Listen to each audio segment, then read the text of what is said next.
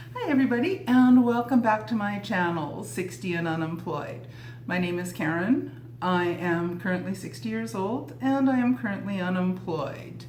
So today I want to dive into looking at a question that a lot of students and others who are interested in earning a little extra money through a side hustle might be asking, and that is how and what is the best way to resell used textbooks. Now, there's a couple options. One, you can sell your textbooks back to textbook buyback company, and there's a variety of those. Or second, you can take them to or sell them through Amazon, either through the Fulfilled by Amazon program or Fulfilled by Merchant program. Now, which is the better option? And what I want to do today is I want to break down the pros and cons of each option, either buyback or Amazon, and let you decide what is your best option. I'll give you my 2 cents at the end and leave it up to you to decide what might be the best option for you. So I want you to picture this. You've just finished a semester if you're a student, or the semester is over and you're a parent, or you're someone who's found a whole stack of textbooks at a used bookstore or a yard sale, and you have this pile of books that you're interested in selling. Now, you want to figure out how to turn that into cash. There's basically 2 options. You can resell them to a textbook buyback company, or you can sell them on Amazon, either through the Amazon FBA, Fulfilled by Amazon program, or Amazon FBM, which is Fulfilled by Merchant program. So you have 2 main options. Now, first, I want to look at using the textbook buyback companies. And I apologize for the neighbors upstairs. They have a small child who's very active. So if you're hearing thumping, it's out of my control. It's a child upstairs. Hopefully he'll run off some steam and he'll run down to the other end of the apartment and leave us alone. But anyway, so on that note, I first want to look at textbook buyback companies. Now, textbook buyback companies, the process is very simple. You enter in the ISBN, that little number, identifier number for the textbook, and you get an instant quote. You ship the books to the company and you get paid in a week or so. Very simple. There's several pros, advantages to this. So it's fast, and there's a guaranteed payment. So the quote that you're given, as long as the book that you send in is deemed to be in the condition that you said it was in. So you don't want to say it's in brand new condition when it's got highlighter marks and everything all over the place. You'll get what you will be paid, what you were quoted. You don't have to deal with the customers. It's the second advantage. You sell the books back to, or you sell them to a textbook buyback place, and it's out of your hands. You get the money. If they sell the book or don't sell the book, that's their issue, not yours anymore. So there is that advantage that once they've accepted your book, you're done with it. And there's usually, with most of them, there's free shipping or discounted shipping to send the books in to the textbook buyback place. So typically when you enter in the ISBN, you will get quotes from, and I'll include a screenshot here.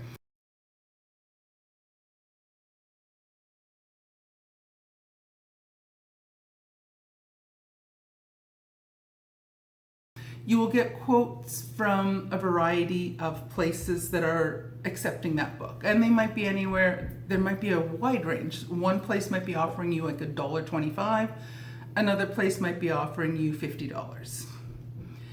It all depends. Sometimes you'll enter in a textbook and there'll be no one will be offering, no one wants to buy it. That's also something that quite easily can happen. But it's part of the territory. And once all of your books are packaged up, you box them up, print out the label, stick the label on the box, send it away, and you're done. You just wait for the money, and it's done. There are, however, some disadvantages to using a textbook buyback company.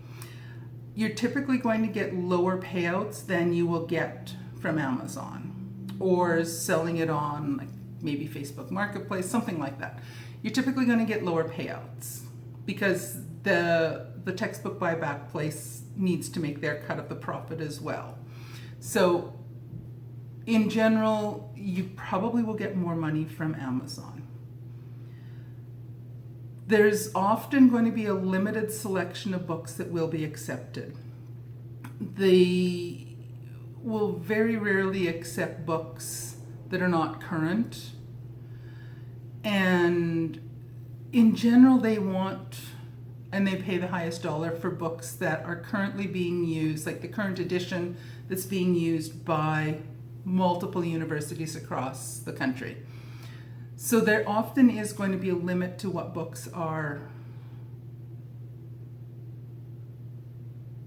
on the list of what they will accept.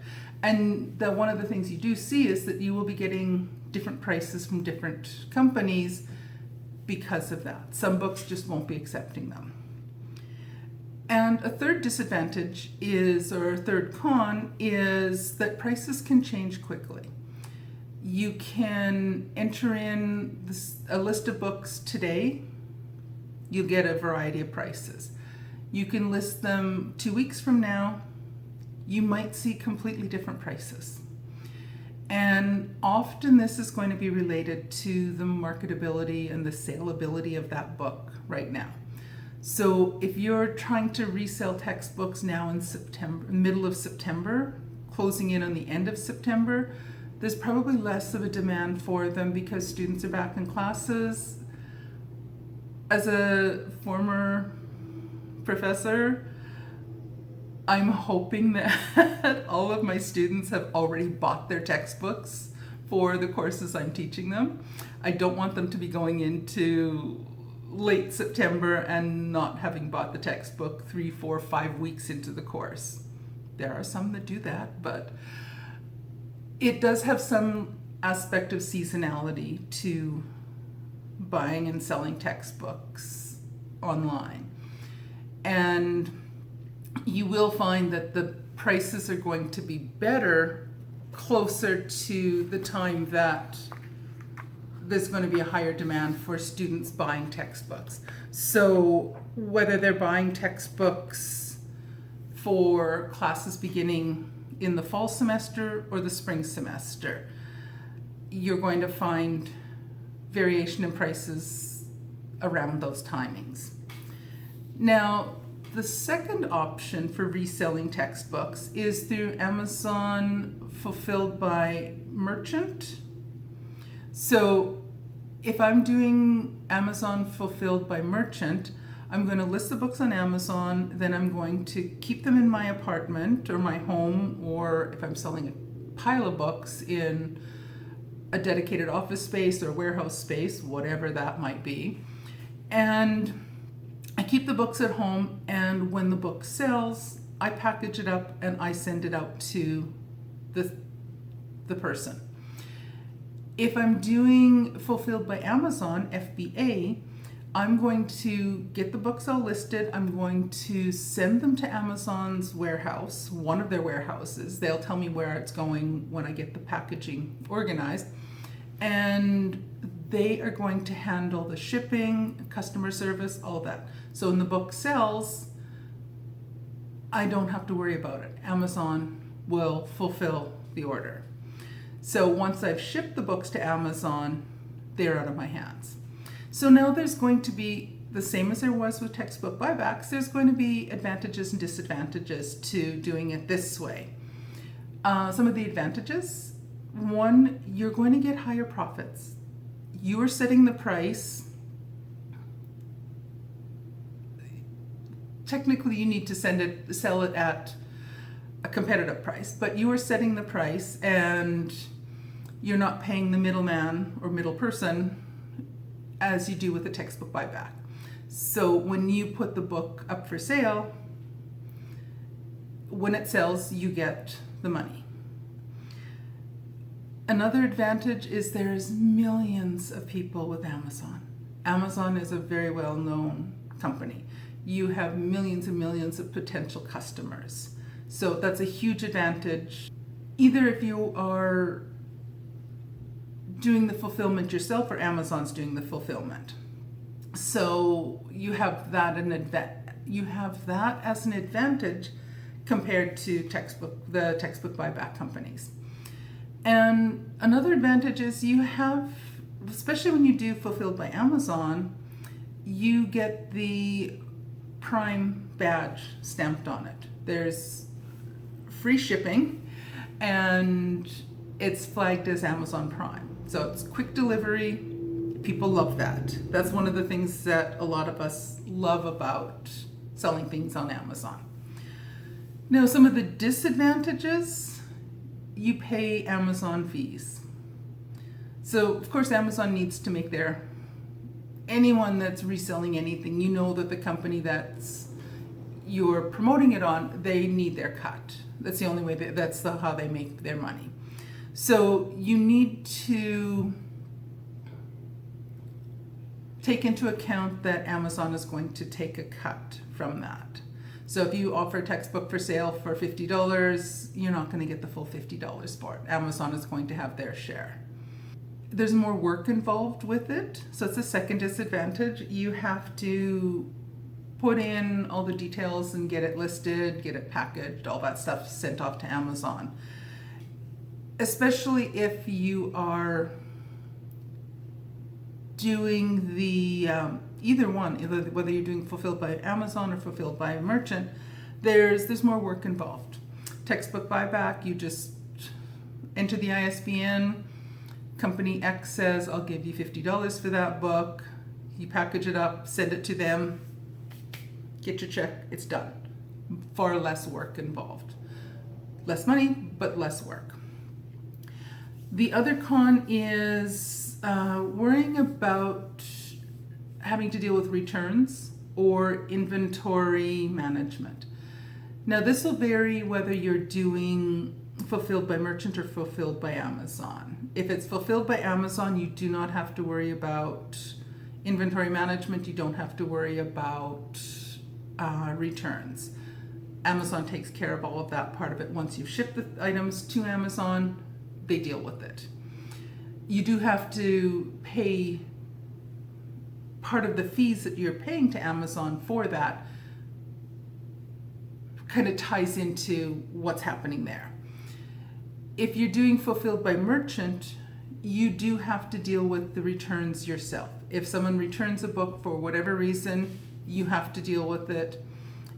You have to keep track of where all your inventory is. If you're the one that's going to ship out the item once it sells, you need to make sure that you have your inventory organized in such a way that you can find the book that you want to be able to find the book easily that you've just sold. So that can be viewed as a disadvantage that way.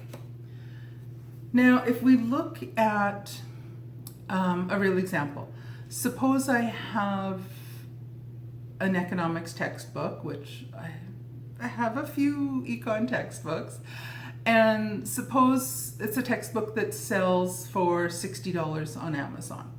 Now, a textbook buyback place might offer to give me $20 for that textbook.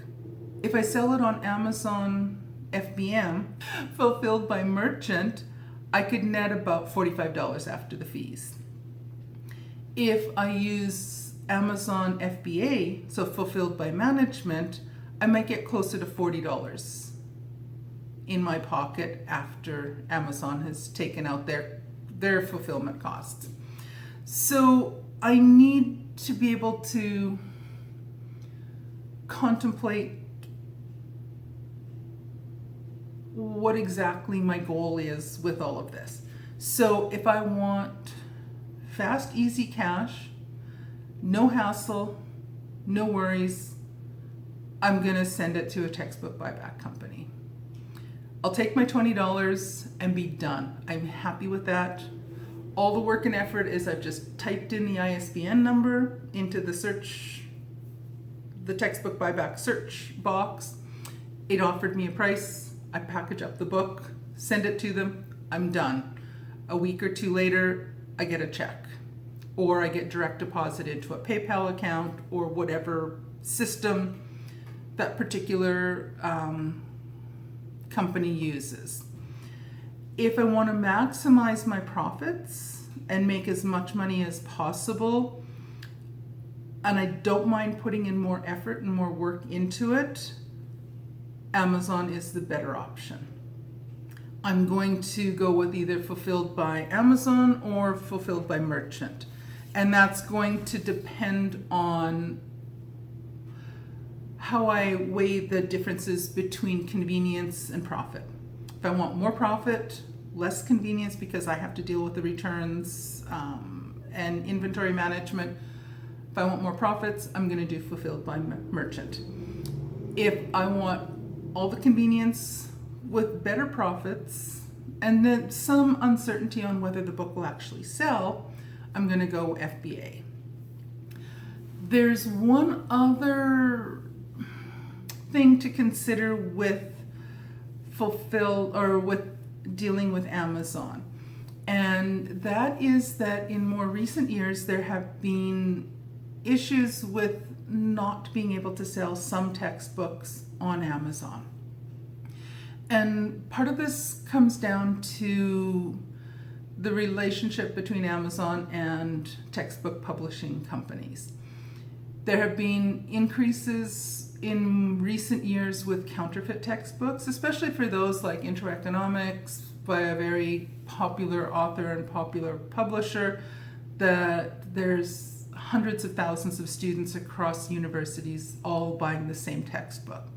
There's a lot more potential for counterfeit textbooks to appear.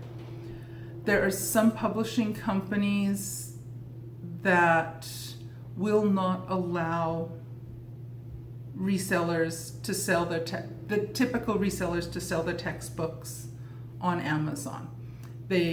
Amazon will have some publishers and some types of textbooks that are what they refer to as gated, meaning that you are not allowed, as an average person, you are not allowed to sell that on Amazon. Textbook buyback companies typically will accept those books. Sometimes you'll find books that just you cannot resell anywhere. There's no demand for them. That's an issue. But that's the breakdown. The main thing you want to think about is which one of these is preferable for you. Do you want the cash quickly? Or are you willing to put in a little more work and make a little bit more money, but have to perhaps wait a bit longer to receive the money? It's up to you to decide on that. For me personally, some textbooks I thought was just the simplest to just package them up, sent them off to a textbook buyback place. And I did that I had 2 boxes of books that I sent off to textbook buyback places, sent them in end of July, early August. So I probably ended up getting better money than I could have if I waited longer. And I think I ended up getting like $130 odd for one box and $160, almost $170 for the other box. So it was a decent amount of money. I potentially could have made a lot more if I had done it on Amazon, but there was also the risk that several of the books I did sell would have been gated and I wouldn't have been able to sell them. Either which way, they're gone. I've got the money for them, and they're out of my hair. So that's the breakdown. And which one would you choose? Do you want the quick, easy cash, or do you want more profit with a little bit more work? Let me know in the comments. I'm curious to know what you think. And don't forget to like and subscribe for more things coming up on my channel about turning your stuff into cash. And I thank you so much for watching, and I will see you in the next video. Thanks everyone. Bye.